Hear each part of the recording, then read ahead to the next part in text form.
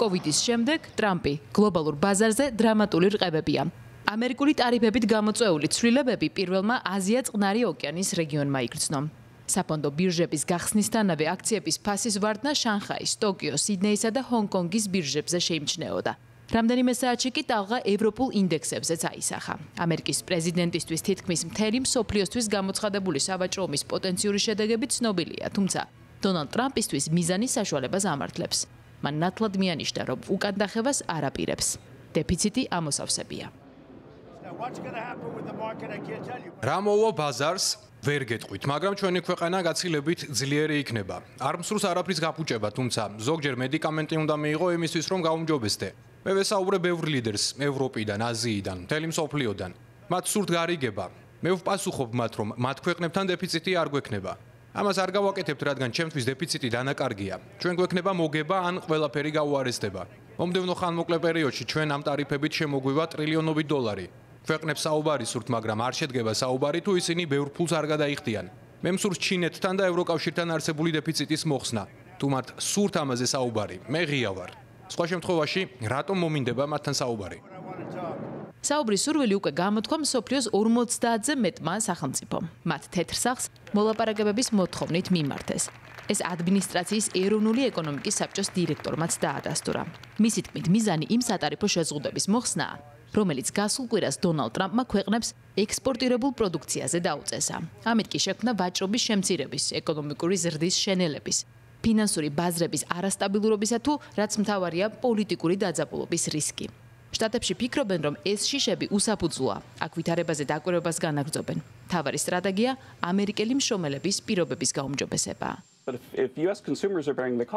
ფაქტია, რომ ქვეყნები ბრაზობენ და საპასუხო ზომებსაც მიმართავენ, თუმცა ამასთან სხდებიან მაგიდასთან. ამერიკის შეერთებული შტატების სავაჭრო წარმომადგენლობის ოფისიდან გასულ ღამეს უკვე მივიღე ანგარიში, რომლის მიხედვითაც 50-ზე მეტი ქვეყანა პრეზიდენტს მოლაპარაკებების დაწყების მოთხოვნით მიმართავენ. ისინი ამას აკეთებენ, რადგან ესმით, რომ დიდი რაოდენობით ტარიფების გადახდა მოუწევთ. 20%-იანი ტარიფი, რომელიც დონალდ ტრამპმა ევროპიდან იმპორტირებულ პროდუქციაზე დააწესა 9 აპრილს შევა ძალაში. ფოლადზე, ალუმინსა და მანქანებზე ცალკე 25%-იანი ტარიფია განსაზღვრული. ჯამში შეზღუდვა ევროპაში დამზადებულ 380 მილიარდი ევროს პროდუქტს შეეხება. ევროპელების საპასუხო ნაბიჯებზე დღეს ლუქსემბურგში მსჯელობდნენ. 27 ქვეყნის ვაჭრობის მინისტრების მთავარი ამოცანა ტარიფების მოხსნაა, თუმცა ამის მიღწევის გზებში ხედვები განსხვავდება. How to position Europe in what I would describe as a paradigm shift. ჩვენ განვიხილავთ იმას, თუ როგორ მოვახდინოთ ევროპის პოზიციონირება იმ პარადიგმულ ცვლილებებში, რომელიც გლობალურ სავაჭრო სისტემაში გაჩნდა. მე საქმის კურსში ჩავაყენებ ჩემს კოლეგებს, როგორც ამერიკელ კოლეგებთან საუბრისა და ჩინეთში ვიზიტის შესახებ.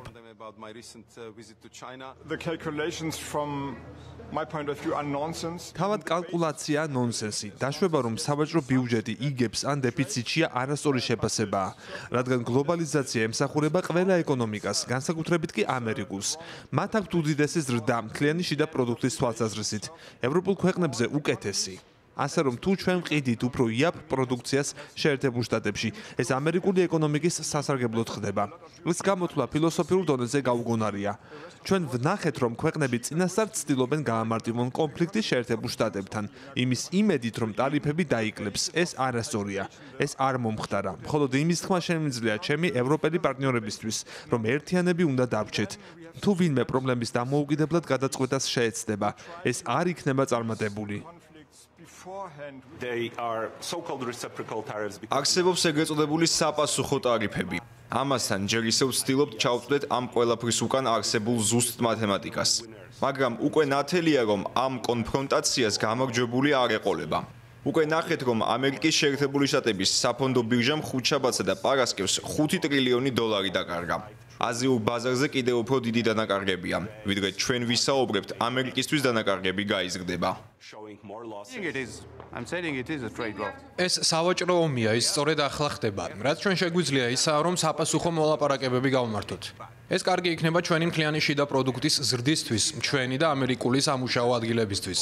ესაა ჩვენი საბოლოო მიზანი. არასოდეს ვიტყოდი, რომ ჩვენი დღის წესრიგი სიტუაციის ესკალირებაა. ევროკომისიის პრეზიდენტი გამოთქვას მზაობას სამრეწველო პროდუქციაზე ვაშინგტონმა და ბრიუსელმა ერთმანეთს ნულოვანი ტარიფები დაუწესონ. მოლაპარაკებების დაწყების იდეა პირადად ურსულა ფონ დერ ლაიენს ეკუთვნის. აქამდე ევროპასა და ამერიკას შორის ნულოვანი ტარიფების მქონე თავისუფალი სავაჭრო სივრცის შექმნასთან დაკავშირებით ტრამპის მრჩეველი ილონ მასკიც საუბრობდა. ამ ეტაპზე საკითხზე მეტი არაფერია ცნობილი. ჩვენ შევთავაზეთ ნულოვანი ურთიერთტარიფების სამრეწველო პროდუქციაზე. ისე როგორც სხვა სავაჭრო პარტნიორებთან გვაქვს დაწესებული. ეს იმიტომ, რომ ევროკავშირი მუდამ მზადაა კარგი გარიგებისთვის, ასე რომ იდეა მაგიდაზე რჩება. ამასთან ჩვენ მზად ვართ საპასუხო ზომებისთვის და საკუთარი ინტერესების დასაცავად. ამზადებთ პოტენციურ სიას საჭიროების შემთხვევაში საპასუხოდ. ნათელია, რომ შემდგომ ნაბიჯებამდე ღრმად ტექნიკური დეტალებია განსახილველი. ფინანსისტები წამყვანი ბანკების ფასიანი ქაღალდებისა თუ ნავთობის ფასების მეტვარდნას კვირის ბოლოსთვის ელიან. ბევრი იქნება დამოკიდებული იმაზე, თუ რა პასუხი ექნება ამერიკის ტარიფებზე ისე დიდ ბაზრებს, როგორიც არა მხოლოდ ევროპა, არამედ ჩინეთიც. განიხილება, რომ შესაძლოა დონალდ ტრამპმა ტარიფების მოქმედება 90 დღით შეაჩეროს, თუმცა ეს შეეხება ყველა ქვეყანას გარდა ჩინეთისა.